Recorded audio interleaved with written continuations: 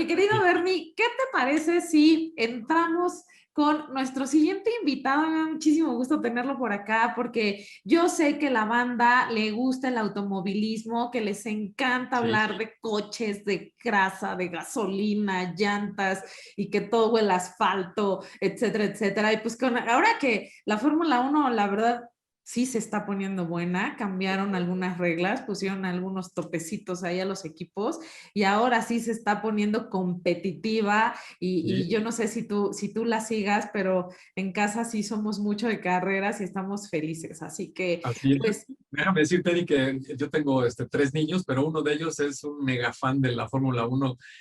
No sé cuántas horas le han metido al Xbox, al videojuego, y ahora se para viernes, sábado y domingo, depende de dónde sea la Fórmula 1, a las 4 de la mañana, 5 de la mañana, prende la tele, y todo el día me estoy ahí con él recetando los videos y los resúmenes, así es de que estoy bastante familiarizado con la Fórmula 1. Buenísimo, pues me encanta porque la verdad es que es un gran deporte y hoy tenemos Sí, a alguien que ha estado muchísimo en este deporte. Déjame contarte, él es un gran amigo, le tengo muchísimo cariño. Es mexicano, pero nació en la industria del motorsport. Su padre fue uno de los mejores conductores en la historia de las carreras en México y Latinoamérica, o sea, los mejores pilotos. Seguramente lo conocieron, el señor Alfonso Toledano. Para nuestro invitado, el motorsport siempre ha sido su pasión por convertirse en un legado familiar. Esta profesión le ha permitido no solo disfrutar de la emoción de las carreras, los motores y la velocidad, sino de la oportunidad de crear soluciones personalizadas para los equipos, convirtiéndose en un gran consultor, en un gran coach para los equipos de carreras. Ha trabajado con marcas como Nextel, Ray-Ban, Roche France, Kellogg's y para Kio Networks y Más Negocio. Si tú recordarás, Bernie, no me sí. acuerdo si ya estabas aquí con nosotros, pero hicimos una campaña con él y esta campaña se llamó Are You Ready? Padricísima, la hicimos la grabamos en Miami, quedó espectacular. En el 2007 fue nombrado el mejor piloto mexicano del año en la A1 World Championship con el premio Ricardo Rodríguez. Y Ok. ahora, Bernie, él es fundador de Sports Pro Marketing y 7GP Racing. Y damos la bienvenida, por favor, al señor Picho Toledano. Picho, ¿cómo estás? Qué gusto tenerte acá en el programa. Bienvenido, Hola Picho. Erika, hola Kios, ¿cómo están? Muy bien, todos acá muy bien, muy felices de tenerte por acá.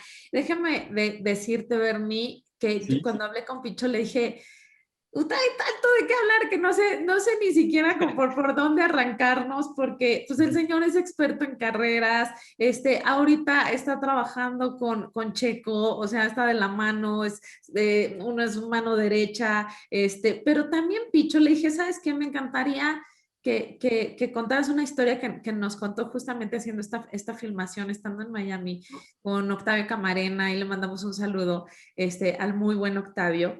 Y es que Picho tiene una historia de vida espectacular. Entonces le dije, me encantaría que compartieras con todos los kios esta historia.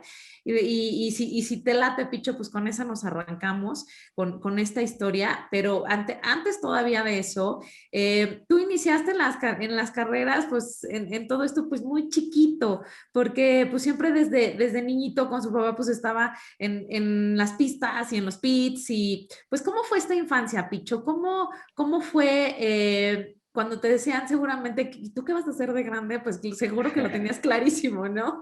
Entonces, ¿cómo fue esta infancia, Picho? Cuéntanos un poquito, que a veces es el sueño de todos. Pues la verdad es que sí, la verdad es que fui muy afortunado, tuve una infancia única. Es muy padre para mí y muy emotivo porque hace mucho no pensaba tan atrás de dónde vengo, ¿no? Pero creo que lo más padre que he tenido, lo que me llevó hasta ahora, es que he tenido un sueño desde muy chiquito y un sueño que he podido seguir, en el que he podido trabajar y en el que he ido pues, hasta ahorita mis 31 años, casi 32, he tenido la fortuna de seguir ahí, ¿no? Obviamente con subidas y bajadas, que platicaremos en un ratito, pero la verdad es que tuve una infancia muy bonita porque cuando mis amigos jugaban con carritos Hot Wheels, yo tenía carritos versión grande, que eran del equipo de mi padre, o cuando mi papá corría, o siempre tuve esta pues, cercanía a los coches de verdad, ¿no? De subirme a un coche desde muy chiquito, de empezar a correr go-kart desde muy chiquito. Y sí, la verdad es que mi sueño siempre fue ese. Digo, la verdad es que de mis hermanos el único que le gustaron las carreras fue a mí. Mis primos igual, digo, son muy afortunados de haber crecido en una familia de puro automovilismo, porque al final, pues ustedes saben, cuando las familias no son tan arraigadas a este deporte, pues es más difícil de que te dejen correr o te permitan subirte un coche o que les dé miedo o que no. Mi mamá pues se casó con un piloto, entonces había el riesgo desde muy chiquito y siempre me dejaron, por lo cual la verdad es que fui muy afortunado en trabajar en esto. Y sí, comencé en el karting a los 4 años, desde muy, muy chiquito empecé en este deporte. Obviamente primero era como pues de echar relajo, cuando mi papá corría me llevaban un go-kart allá a las pistas grandes y me ponía a dar vueltas ahí desde muy chiquito. Ya luego como fui avanzando, por ahí de los 6, 7 años empecé a correr ya campeonatos regionales en el kartismo, pues digo, regional en la Ciudad de México. Ahí el kartismo muy fuertes son en la Ciudad de México, Guadalajara y Monterrey, donde eran como las partes fuertes. Y ya por ahí de los 8, 10 años empezamos a correr ya nacionales. Y ahí empezó mi travesía. La verdad es que, digo, siempre he pegado a un papá, pues, con mucho talento.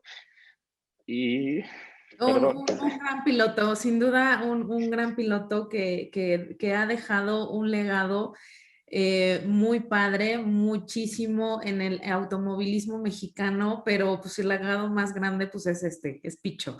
Entonces aquí con nosotros No, y se le extraña. qué padre y qué Entonces, orgullo. sí, pues con todos sus consejos, la verdad es que muy rápido, por así decirlo, llegué a ser de los pilotos más rápidos de México. También entendía mucho el deporte, cómo funcionaban los coches desde muy pequeño, entonces la verdad es que siempre tuve un éxito en México, en la parte nacional, en el kartismo. Y bueno, luego a los 14, 15 años tomamos la decisión de irme a Europa a correr fórmulas por primera vez. De hecho, pues fue una locura, porque yo ahorita veo a mis primos o hermanitos a los 14, 15 años y digo, yo no sé cómo me dejaron irme a Europa por mí solo, dejarme en un avión, subirme y luego llegar yo a París por primera vez a los 14 años a subirme a un tren, a buscar una casa, a buscar un equipo de carreras. Un sueño el que compartí junto con Checo, que por eso luego al final nos volvimos muy buenos amigos, porque éramos los únicos pilotos de 14, 15 años en esa parte del mundo mexicanos, con dos papás muy locos que nos mandaron así como el Borras a ver qué pasaba, dónde comíamos, cómo pagábamos la luz, etcétera, todo este tipo de aventuras. Y bueno, fue mi primera formación entre los autos tipo en Fórmula. La verdad es que fue una escuela muy buena en el campeonato francés. Y bueno, después de correr un año en Europa, el tema de dinero obviamente se pone un poco difícil para seguir corriendo en Europa y mi papá decide regresarme a México para hacer un poquito más de nombre, correr categorías nacionales. Aquí en México sí, en México sí contaba con patrocinios, entonces para mí pues era tener un asiento asegurado para correr en México. Yeah. Y bueno, así regreso a México después de estar en Europa, de haber hecho tantos años de karting, para seguir mi carrera en la Fórmula Renault, que se puede decir que es como una Fórmula 3 ahora mismo, porque ya han ido cambiando los nombres y cómo van adaptando las categorías. Y regreso a México y Latinoamérica a correr el campeonato de Fórmula 3. Y bueno, aquí sigo mi carrera, llego hasta cierto punto donde llegamos ya a ser casi campeones de la Fórmula Renault. Y bueno, sigue ahí un poco toda la historia que tú sabes. Qué impresionante. Seguro ya después le decías cuando ya eras grande, no le decías a tu papá, pero qué inconsciente, ¿cómo dejaste ir? No, la verdad es que pero feliz. qué increíble es que a esa edad, a los 15 años, te ayuda a madurar. Yo creo que los deportistas maduran muchísimo. Yo creo que es parte del éxito también de los deportistas o del deporte en general, ¿no? Porque yo promuevo mucho el deporte y promuevo hacer otras cosas recreacionales, es por lo mismo, porque yo creo que maduras mucho como ser humano, como persona, manejas muchos problemas todos los fines de semana. Es como, yo siempre he dicho, si tienes una buena carrera es como si haces una empresa y le pegas, ¿no? Y si tienes un mal fin de semana es como si haces una empresa y quiebra, ¿no? Entonces tienes que ver por qué quebró, qué hiciste, qué pasó para el próximo fin de semana, volverte a poner al tú por tú y tratar de levantar esa empresa otra vez. Entonces, yo creo que la madurez que tuvimos a los 14, 15 años fue algo, o sea, yo creo que tú me a los 16 y decías, este niño tiene 21 años, 22, porque después de ya vivir solo, estar con estos problemas, estar en un deporte también con mucho riesgo y con mucho sacrificio, creo que eso te hace crecer mucho como ser humano y la verdad es que muy afortunado de esa infancia y esa juventud que tuve, ¿no? Porque digo, a los 15 años yo creo que seguimos siendo niños, ahora que veo yo en ese entonces me sentí adulto, pero yo ahorita que veo a mis familiares o primos, creo que seguimos siendo niños. Así es, pues impresionante, la verdad, padrísimo. Picho, 2007, hace 14 años, tú tenías 18 años y estás en la 8ª fecha de las Pan Am GP Series Fórmula 2000 en el Autódromo de Ponce, en Puerto Rico, para contender por el liderazgo del campeonato contra Hugo Oliveras, en un Renault 3.5, si no me equivoco, estuve estoqueando Picho, como se dan cuenta. Y bueno, pues ese día, pues queda marcado como el día en el que la vida de Picho Toledano cambia por completo, es tu break point. ¿Qué pasó ese día, Picho? Bueno, pues prácticamente ese día o ese año para mí era muy importante por lo mismo de que, como les platiqué, ahí me regresan de Europa pues para correr en Latinoamérica y México, donde tenía apoyos, para tratar de hacer un nombre, de poder conseguir más patrocinios y poderme regresar a Europa después. Y para mí ese año era, pues, no decir de vida o muerte, pero yo sabía que tenía que ganar. Yo dije, la única manera de irme de aquí es ganándole a todos, porque en esa época, bueno, en esa categoría que se llamaba la Fórmula Renault 2000, corrían, era la categoría máxima, es la categoría máxima de autos tipo fórmulas en Latinoamérica y México, ¿no? Que tienes pilotos como Mero Richards, Hugo Oliveras, en esa época, pues no sé, los Get, o sea, gente de familias y nombres de toda la, haz de cuenta, yo cuando tenía 3, 4 años iba a las carreras a mi papá, muchos de ellos ya corrían y ya tenían un nombre muy grande, ¿no? Entonces era como competir contra los mejores de Latinoamérica y a una corta edad, yo tenía ahí 17 años y bueno, competir contra ellos y ganarles y obviamente a mí me daba, aparte de que mucha experiencia, pues obviamente me dejaron un exposure contra las marcas y contra la gente de los equipos para que sepan que tenía algún talento. Y bueno, ese año para mí era todo, o sea, me quedó claro desde el principio de año que tenía que ser el mejor, que tenía que ganar ese campeonato y no tenía que ganar, sino tenía que humillar a los que estaban corriendo contra mí. O sea, no ganarles porque por poquito, sino meterles 10, 12 segundos cada carrera, irme, o sea, y de vean que, o sea, que yo era el mejor y que tenía la oportunidad de ir. Que bueno, al final gané en una preestelar en la A1GP, que era el campeonato del mundo de países en aquella época que ya desapareció. Tuve la oportunidad de ganar y Eric Poulier, que fue director de McLaren hace todavía 5 o 4 años, me ve y él me recomienda para ir al equipo de México en A1GP como piloto novato, que prácticamente al 2008 yo iba a poner ya tener el campeonato, poder ser parte del equipo del campeonato del mundo, tenía ahí un premio por la parte de Renault Sport o Renault Fórmula 1 para poder correr la World Series 3.5 al otro año también ya en Europa. Había ciertos momentos, muchas cosas que, bueno, al final, como dices tú, en Puerto Rico, yo pues iba con todo, me acuerdo perfecto que, o sea, yo era pisar los frenos, hacer todo, yo iba arrasando, ya era la penúltima carrera del campeonato, yo tenía que quedar, me parece que tercero para ser campeón y ya poder como lograr todo lo que quería, ¿no? Y el sábado en la calificación, mi coche, o sea, me acuerdo que yo venía haciendo mi vuelta rápida de calificación y un piloto novato frena después de una chicana muy importante y me pego y destrozo el coche, pérdida total, digo, ahí no me pasa nada, me bajo como si nada, nunca había, de hecho es muy raro que yo chocara un coche, o sea, mi equipo me decía, parte del agreement, que mi papá vendía también las refacciones era el distribuidor de refacciones de los coches, entonces parte del deal con el equipo era, bueno, yo te doy refacciones y mi hijo corre la parte de lana que nos hace falta, pues te la pago con refacciones, ¿no? Y al final, antes de esa carrera, le decía al dueño del equipo, oye, es que tu hijo no rompe nada, necesitamos dinero, o sea, no está saliendo el negocio porque no estamos sacando nada por aquí. Entonces, pues mira, el sábado se frena un lento, yo iba a hacer la pole position, era el más rápido del fin de semana y me pego, yo venía regresando de allá a probar el World Series Renault, que era ya la Fórmula 2, venía yo de regresar de Paul Ricard de Francia, vuelo directo a Puerto Rico, ese día pego, rompo el coche y pues prácticamente el coche era pérdida total y no había tiempo de armarlo otra vez o construir otro. Entonces, un equipo alterno me presta un coche para correr el otro día, porque si no, pues no iba a poder correr ni pelear por el campeonato, pero bueno, me mandaban al último lugar, tenía que arrancar del último lugar y arrancar con un coche que prácticamente pues no era mío, nunca había probado, realmente no sabíamos técnicamente cómo estaba, me acuerdo que fallaba mucho cuando lo probé, o sea, ni siquiera el motor funcionaba bien, etcétera. Y bueno, pues se trabajó la noche para que estuviera un poco para mí, se rotuló otra vez el coche de mis patrocinadores y todo, fue una noche entera de trabajo.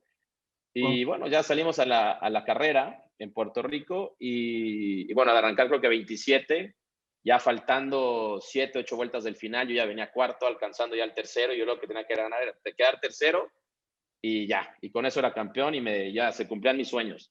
Y pues faltando 7 vueltas o 6, hay un accidente, o sea, como que se pegan los que vienen lapeados, es unos momentos que, pues que se junta todo y que son cosas que al final, pues, sabes que te tocan porque te tocan, y se choca un piloto, un novato, o sea, que ya veníamos por lapear, choca contra la pared, una pista callejera donde no hay escapes, no hay muchas cosas, quedas pegado contra la pared, y yo al final, como unas 6, 7 vueltas te digo antes, igual yo venía de Europa de estar frenando. El coche que manejábamos en Europa, que había probado el fin de semana antes, era frenos de fibra de carbono, que la presión de frenos tiene que ser, o sea, por ejemplo, si ahí frenábamos a 60 kilos, en Europa tenías que frenar con 100 kilos de fuerza en el pedal. Entonces yo traía esa maña de frenar con esos 100 kilos que traía de Europa, que me estaban ayudando, porque por eso iba más rápido que todos los demás. Pero bueno, al final este coche era un poco viejo, tenía un problema, y cuando en un momento que pego los frenos con fuerza, pego y siento como después del primer impacto se va el pedal para adelante y me quedo sin frenos y me pego justo detrás del coche que estaba parado, ¿no? Entonces estaba el coche pegado contra la pared, mi coche pega por detrás. En esa época no teníamos la seguridad, los coches no tenían la seguridad que tienen ahora, y pues prácticamente recibo el impacto directo con las dos piernas. Y bueno, o sea, fue ahí donde pues todo cambia. Digo, yo me quedo, no en shock, porque dicen, o sea, yo no me dormí ni nada, porque dicen los doctores que hay dos tipos de personas, los que en un impacto o en un accidente se duermen y olvidan todo, o hay otros que les da, o sea, ¿cómo se dice? La adrenalina para arriba y estás despierto. Y entonces yo despierto, digo, al final sentí como entumida las piernas, dije, bueno, igual y me rompí algo, yo también tiré, como te lo digo, dije, me rompí algo, no pasó nada, pues parte del negocio, ¿no? Entonces yo me salgo, y ya cuando empiezo a salir por mí solo, o sea, obviamente no apoyé las piernas porque ya sabía que estaban mal, pero bueno, las veo así, digo, no se veía nada, no veía nada, sangre ni nada, pero sí las veía colgando, ¿no? O sea, sí dije, esto ya está muy mal. Entonces me acuesto, y es cuando llegan los médicos y las personas y toda la gente de rescate que me empiezan a ver y dicen, o sea, ven algo que no se había visto antes. Y es como, o sea, me acuerdo, mi papá les pregunta como, puta, ¿se puede salvar? O sea, preguntando así como que lo vio muy mal. Digo, yo no había visto nada. Yo al final seguía sin poder ver, seguía con el casco. Y me acuerdo que le dicen como, pues sí, o sea, posiblemente se pueda salvar, ¿no? O sea, hemos visto cosas peores, pero vamos a ver qué pasa. Entonces ahí me suben a una primera ambulancia en Puerto Rico y me llevan a un hospital regional. Estábamos obviamente en Ponce, Puerto Rico. Yo creo que muy pocos lo han escuchado o nadie lo ha escuchado. Pues ahí estábamos en medio de la nada. Obviamente nos llevan a un hospital en el que nos dicen, aquí no podemos hacer nada. Lo único que podemos hacer es limpiar las heridas y tal, tratar de... Cuando chocas en un coche de carreras o en un deporte así, hay mucha fibra de carbono, muchas piezas de metal, mucha grasa, mucho todo. Entonces es importantísimo, lo primero que hacer es limpiar las heridas, porque si no se puede contaminar todo y se complica, ¿no? Al final todo el tema. Y de ahí, bueno, no me pueden llevar a hacer nada, piden un avión, un helicóptero, ambulancia, y me llevan al Hospital Central de Puerto Rico. Digo, yo me acuerdo de todo esto perfecto porque no pude dormir. O sea, yo les rogaba que me durmieran y nadie me podía dormir por lo mismo de la adrenalina, yo no dormía. Y me llevan a al Hospital Central del Caribe, igual sí hay en Puerto Rico, pero literal me dieron dos soluciones. Me dijeron, no, ni siquiera dos soluciones, me dijeron, te tenemos que amputar. O sea, no tenemos tiempo, hay mucha gente herida, hay gente peor que tú, te tenemos que amputar o te mueres. O sea, es fácil así. O sea, fue como, o te amputamos o te mueres. Uf. Y bueno, pues en ese momento, obviamente yo como persona y como piloto, o sea, primero como ser humano, pues obviamente peleas por la vida, ¿no? O sea, tú dices, bueno, si me tienen que amputar, pues que me amputen y vemos qué pasa, ¿no? O sea, ahí estás peleando realmente por tu vida.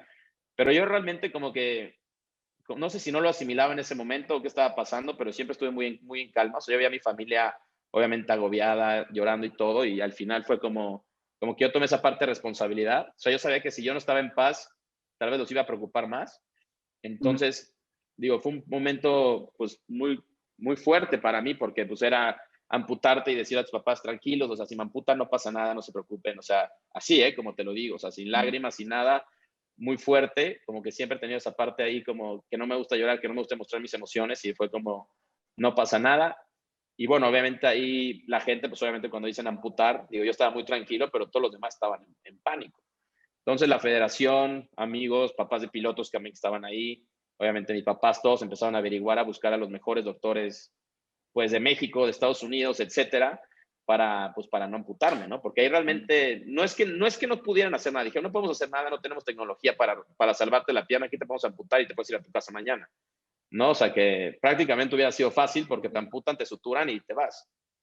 ¿Te trasladaron a Picho? ¿Te llevaron a Indianápolis? Exacto. Gracias a Dios, en Indianápolis, que es donde están las famosas 500 millas de Indianápolis, ahí hay muchos accidentes. O sea, ahí desde los 80s, 90s a la fecha, es un deporte muy peligroso, es la carrera más peligrosa del mundo, y ha habido muchos accidentes muy, muy similares al mío. Muchos, o sea, muchísimos. Y de hecho también han salvado tipo pilotos que han quedado casi paralíticos, que vuelven a caminar con el tiempo. O sea, es un lugar muy especial. Y bueno, contactaron con ellos, pidieron un reporte mío y dijeron, bueno, pues creemos que hemos visto cosas peores, creemos que puede salvar, pero tienen que venirse ahora mismo, ¿no? Entonces, bueno, ahí enviaron un avión ambulancia. Al final era mucho más fácil para mí irme a Indianápolis que a México por el tema de trámite de aduanas y todo eso. Al final Puerto Rico y Estados Unidos es lo mismo. Y la verdad es que, bueno, llegando a Indianápolis, pues prácticamente me dieron un día para decir, te tienes que dormir hoy, si mañana vemos que tu pie sigue vivo, te podemos operar. Si no, no, ¿no? Y esa, bueno, fue una noche, obviamente, pues de esperar en terapia intensiva toda una noche. Y bueno, y despertar para que me dijeran, pues se ve bien, te podemos operar, ¿no? Porque mi mamá me despierta y me dice, pues que lo ven bien, te van a operar. Y Saliste adelante, Picho. Te operaron y saliste adelante. Seguramente fue una... No, o sea, sí, es que la historia es, Bernie, sí, súper catártica porque de pronto no saber qué va a pasar mañana, o sea, no es qué va a pasar en 3 meses, qué va a pasar mañana, si amaneces con ellas o no, y pues, y deciden operar a Picho y saliste bien de la operación, ¿no? Ahora faltaba sí, me la acuerdo cirugía. que me acuerdo ya me pasan pues, a revisión, me hacen firmar obviamente los papeles de ver qué pasará y me acuerdo que el doctor le dice a mis papás como, no news, good news, o sea, como tranquilos, que si no pasa nada, o sea, si no salgo a decirles nada es que todo va muy bien, porque no sabemos cuánto va a durar la cirugía. La cirugía era juntar nervio por nervio, primero los nervios, luego los músculos, luego fue un relajo, o sea, de ahí fueron 21 cirugías más, pero esa que era realmente la que movía todo fue como de 9 a 10 horas. Mm. Yo me acuerdo que pues, obviamente yo me duermo, me despierto y lo primero que hago es levantar la sábana a ver si tenía pierna, ¿no? Y ya bueno, cuando veo que tengo pierna y todo, y estaban mis papás ahí, que fue un momento muy bonito, pues ya nos tocó preguntar, ¿no? O sea, si iba a poder volver a mover el pie así para poder acelerar. Exactamente. Entonces, pues prácticamente de ahí viene la rehabilitación y de ahí, bueno, son 21 cirugías más reconstructivas, porque al final, pues digo, tienen que reconstruir hueso y cuando el hueso se regenera, tienen que regenerar músculos, luego tendones. Entonces fue un proceso poco a poco de estar 3 meses en el hospital. Fueron casi 11 meses de rehabilitación, o sea, todavía, o sea, digo, a la fecha tengo que seguir haciendo rehabilitación. Si quiero volver a hacer algún deporte de alto rendimiento, volver a correr, tengo que prepararme 2 o 3 meses para refortalecer esa zona, para poder regresar a correr y hacer lo que tengo que hacer.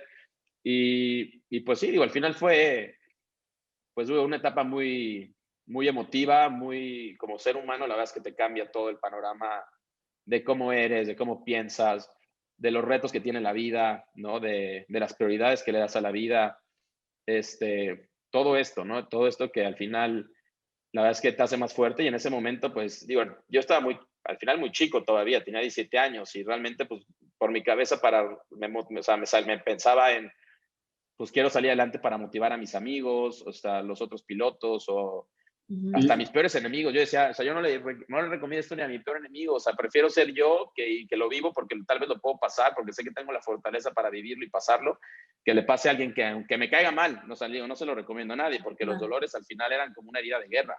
Entonces, pues digo, me cambia mucho la perspectiva.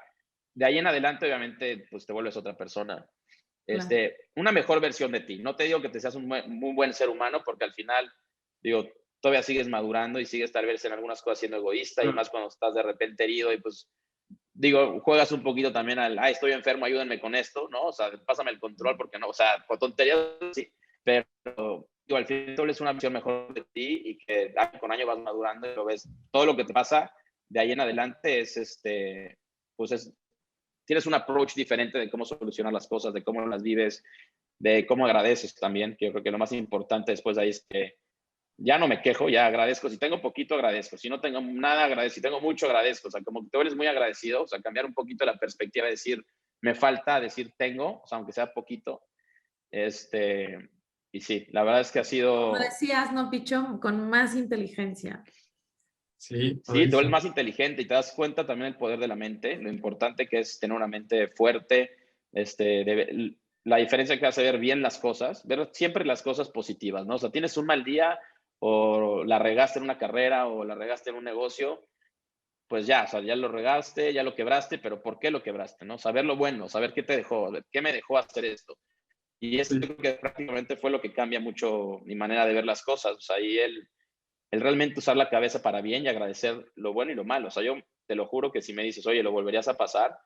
Dilo 1000 veces. O sea, no, a mí la persona que me hizo ese accidente, o sea, no la cambié por nada. La enseñanza que me ha hecho y lo que me ha ayudado a seguir adelante, yo creo que pues lo repetiría.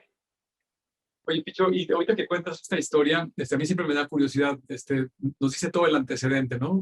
Desde muy pequeño, sabes que vas a ser un piloto, sabes a qué te vas a dedicar, en tu mente vas construyendo todo lo que tienes que ir haciendo y de repente te pasa esto, ¿no? En un segundo sucede algo que rompe todo eso por completo. Todo ese tiempo que estuviste en el hospital, seguramente tenías mucho tiempo para pensar todas estas cosas. ¿Cómo te reinventas? ¿Qué es lo que más resaltas tú para decir, bueno, seguramente ya no voy a poder continuar con esa carrera así como yo la tenía planteada, pero ahora me voy a transformar en esto? ¿Qué es lo que más te mueve ahí en ese proceso? Pues regresar a correr. O Regresar sea, a yo creo correr. que parece loco, pero regresar a correr, volverte a subir un coche de carreras. Me acuerdo que mi peor miedo era no volver a ser bueno o no volver a tener el talento o no poder manejar un coche rápido otra vez. O sea, ese era mi peor miedo. Yo no tenía, a ver, me hubieran cortado, si me dices, vas a dejar de correr, o sea, con pies o sin pies, digo, pues quítenme el pie. O sea, me da igual, me hubiera ahorrado los 3 meses de hospital y los 11 meses de rehabilitación, porque realmente cuando te amputan, literal, o sea, suena crudo, pero como deportista y como un deporte así, pues piensas así, pensamos un poco como animales, no pensamos mucho como personas. Y realmente mi motivación fue esa, mi motivación fue decir, tengo que regresar, tengo que... También en ese momento la gente empieza a decir, no, ya no sirve. Y obviamente me quitaron muchos patrocinios, me quitaron mucho apoyo, me quitaron muchas cosas, porque dicen, no, ya chocas y ya no sirves, ¿no? Y era mucho el demostrarles que al contrario, o sea, tú tienes un accidente y si te vuelves a subir al caballo es porque ya sabes lo que se siente, ¿no? Y lo que sabes caerte y sabes volverte a subir y tomarlo en cuenta, ¿no? Y decir, yo les quiero demostrar un poco a la gente que se puede ser mejor. Obviamente, primero a mí, porque yo era el que tenía miedo de decir, no va a funcionar. Y en ese momento anuncian un campeonato del mundo en México, que es muy raro que hagan un campeonato de categorías junior en México pues para jóvenes, ¿no? Un campeonato realmente, tienen los mejores pilotos del mundo, de las categorías que van a Fórmula 1, y lo anuncian que va a ser en México. Me acuerdo perfecto estar en cama, todavía no podía ni siquiera pararme, creo que ni en muletas, y me acuerdo que le dije, papá, oye, yo creo que ahí vamos a regresar. Mi papá decía, puta, ¿cómo? O sea, faltan 6 meses, 5 meses, no sé. Le dije, no sé, pero yo tengo que regresar ahí y creo que ahí aprendí que poniéndome una meta también, si no hubiera puesto esa meta a corto plazo, igual me hubiera aventado 2 años o 3 años en rehabilitación porque las heridas no eran cualquier cosa. Claro. Entonces, me acuerdo que digo, tengo que regresar ahí y de ahí, bueno, pues obviamente o sea, el doble de rutinas de rehabilitación, el doble de dieta, porque obviamente pues no puedes hacer mucho cardio y no sé qué, y empiezas a subir, yo quiero subir de peso, apenas dejo de hacer ejercicio, entonces pues ya imagínate o sea, un herido en silla de ruedas, tal, comiendo dieta y cuidándose y todo esto como si fuéramos a, pues ya correr las carreras al próximo mes, ¿no? Y pues obviamente todo el sacrificio, o sea, obviamente pues enfocar toda mi fuerza. También es que también eso me ayudó mucho, porque tener la enfocada en una meta, en un logro, yo creo que siempre te ayuda con todo lo demás, ¿no? O sea, yo muchas veces a mis amigos o así, cuando cortaban con su primer novia, que estaban desgarrando y todo, no sé, yo decía, a ver, pues para mí mi novia es las carreras, ¿no? Y pues cuando me pasa este accidente, pues es como si me hubiera dejado, me hubieran roto el corazón, porque así te sientes. Ujú. Sí. Y bueno, y mantener este enfoque a decir, tengo esta meta, quiero lograr esto, pero con toda la pasión y todo el cariño, disfrutarlo, ¿no? Porque la verdad es que pues, es lo que te mucho, o sea, de hecho te puedo decir que ir a las albercas, empezar a caminar, empezar a moverme, me acuerdo que mi primer entrenamiento, o sea, mi primer entrenamiento te ríes, pero me decían, aprieta las pompas 20 veces. O sea, así de débil estaba mi cuerpo. O sea, empecé 1 o 2 semanas apretando las pompas 20 veces cada día. O sea, empezar de cero. O sea, literal es empezar de cero, empezar a volver a aprender a caminar. O sea, tenía que hacer todo ese proceso. Primero sentarme, porque ni siquiera te podías sentar. Del dolor y la sangre que no estoy acostumbrada a correr por tu pie, cuando te sentabas me dolía. Yo sentarme, bajar las piernas, era un dolor, o sea, que inimaginable. O sea, yo nunca imaginé que me pudiera doler algo por sentarme. Entonces, pues fue un proceso de eso, o sea, aprender a sentarte, aprender a caminar,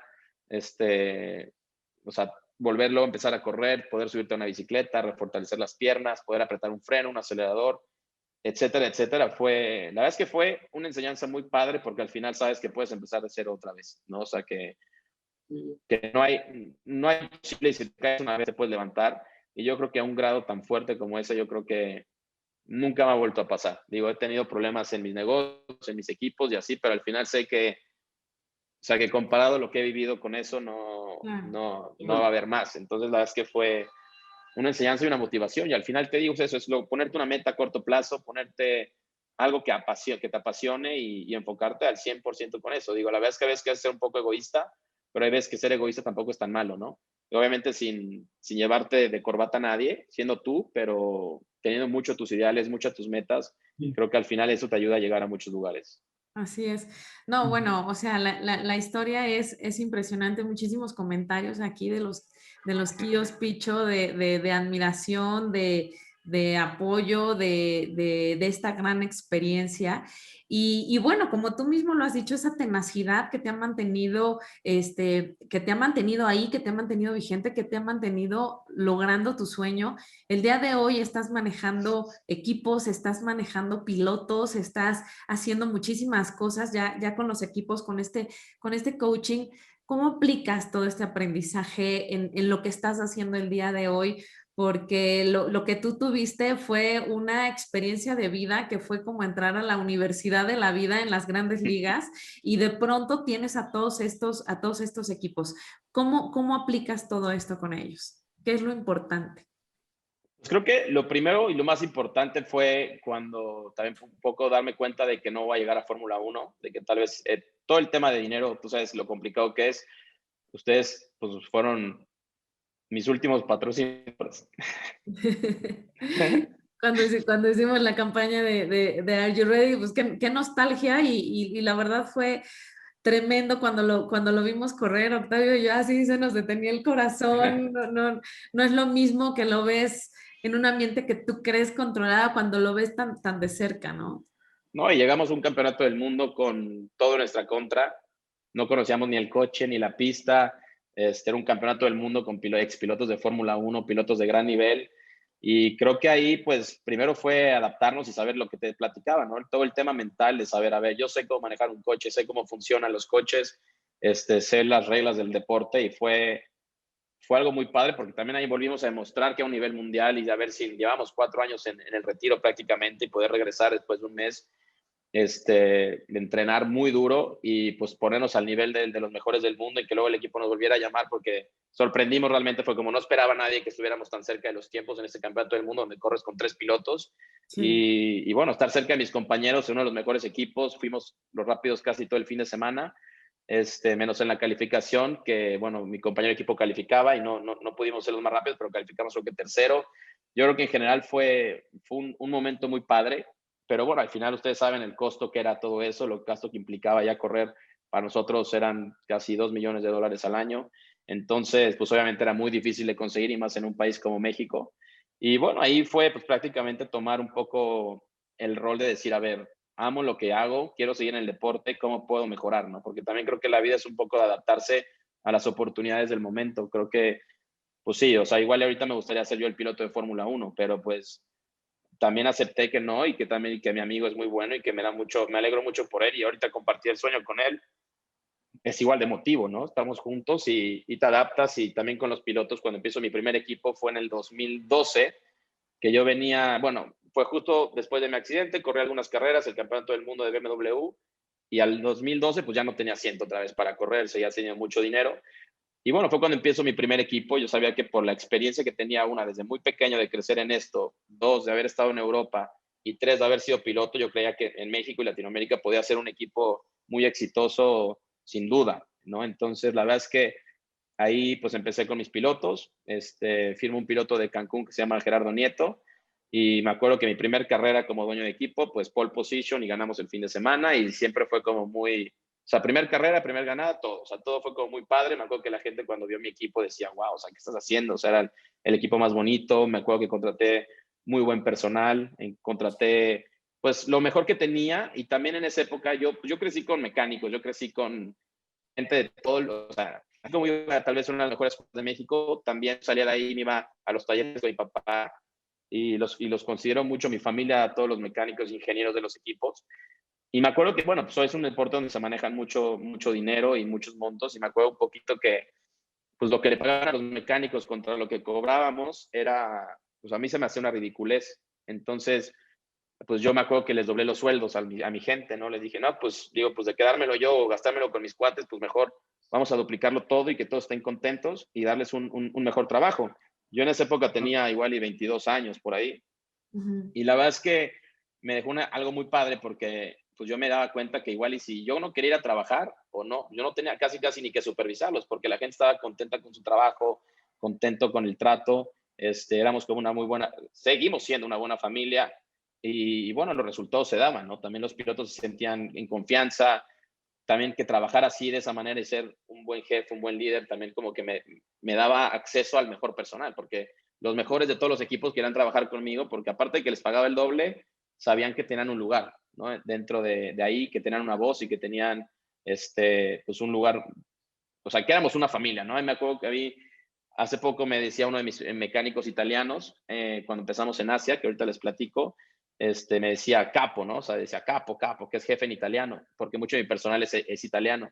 Y yo le decía, no, le digo, no te equivoques, le digo, aquí no hay ningún capo, le digo, yo tengo mi función es tal vez organizar, conseguir los pilotos y los clientes, dije, pero yo no soy ningún capo, aquí todos somos iguales y todos nos fregamos igual y estamos todos juntos, ¿no? Entonces, eso también me ha ayudado mucho pues, a tener el éxito que estoy teniendo ahorita, gracias a Dios. Te digo, en ese equipo me regreso un poquito al primer equipo porque es una parte importante de mi carrera, porque el primer equipo pues dura 2 años, fuimos los mejores, el equipo más bonito de Latinoamérica, pero luego el campeonato donde competíamos quiebra. Entonces, al quebrar el campeonato, pues ya no teníamos dónde correr nosotros y pues quebramos todos también. O sea, fueron años de haber tenido 2 o 3 años de mucho éxito, después de las carreras, de que todo nos fue mal como pilotos o que nos habíamos pasado ahí medio mal. Regresamos aquí como dueños, nos va muy bien, vamos ganando todo, económicamente y establemente estás muy bien, y de repente a los 2, 3 años, pues se derrumba todo y te quedas sin dinero, sin trabajo, sin nada, ¿no? Y es empezar un poquito también de cero. Y me acuerdo que en ese momento, pues me metí a una constructora a trabajar, metí a estas famosas empresas fiscales que están muy de moda en México, que no fui nunca nada feliz. Y me acuerdo mucho que, pues obviamente con estos, por ejemplo, la parte de los fiscales y todo esto, y también en las constructoras, o sea, como los dueños o los jefes en México, lo mal que son para pagar a la gente, lo mal, no a mí, o sea, yo te digo, a mí, pues me respetaban un poco lo que yo hacía, yo tenía otro tema en comisiones, pero yo veía el maltrato a los empleados y yo no podía con eso, digo, porque yo también había sido jefe y ver que a mis compañeros no les pagaban su nómina o tal, pero el dueño estaba en Estados Unidos, en Europa, con aviones privados y todo, y no pagar las nóminas, a mí eso me partió el corazón y creo que dije, fue cuando pues me salgo de las dos empresas y aprendo algo muy padre, ¿no? Que es, o sea, también aprendí un poco que yo tenía que ser líder, no tenía que ser, pues, trabajar para una persona así, ¿no? Entonces, luego siempre terminaban medio enojados conmigo porque, digo, no hacía complot, pero sí como que los trataba de ayudar y hacerles entender que, pues, tal vez les podría ir mejor en otro lado, ¿no? Porque mucha gente se ataban a este tema y bueno, te digo, quiebro esto y yo les decía a muchos, le digo, es que no es cuánto valgas, cuánto dinero tengas en la cuenta, sino es qué vales tú como persona si no tuviéramos un peso. O sea, si no tuviéramos un peso nadie en esta oficina, yo les decía, les aseguro que el que menos valdría es el jefe. O sea, porque porque no era una buena persona, no era empático con los empleados, no era un team player, no le daba gusto que le fuera bien a sus compañeros o a su gente. Entonces, pues para mí eso fue muy claro y eso me ayuda mucho a decir, bueno, estuve 2 años en ese Inter y dije, tengo que regresar a lo que amo, tengo que regresar a las carreras y se me Es en presenta una donde estás oportunidad, hoy, es donde estoy afortunadamente. ahorita, exacto, y se me presenta una oportunidad de abrir Asia, porque obviamente nadie quería hacer un equipo en Asia, y la gente de Asia estaba dando muchas facilidades, muchos créditos, casi estaban los coches de carreras, tú no tenías que conseguir los clientes, entonces ahí ya te ahorrabas un dineral, y dije, pues me voy. Pues agarré un día una maleta, me asocié con un señor que quiero mucho de Cuernavaca, y me acuerdo que pues, nos ayudó para dar un depósito para el coche y los boletos de avión para mí y un mecánico, nos fuimos a Asia. Eso fue hace 3, 4 años y empezamos de cero, o sea, de estar durmiendo en hoteles que ni se imaginan ni pasa, porque South Asia tiene unos hoteles de miedo y pues ahí fue dormir 2, 3 meses en lo que armábamos los coches, en lo que conseguíamos los primeros clientes en lo que alguien confiaba en nosotros, porque pues obviamente un equipo nuevo y de mexicanos y tal, pues en Asia, cuando de repente llegan equipos Y la volviste a hacer, europeos, Picho. y la La volvimos a volviste hacer. a...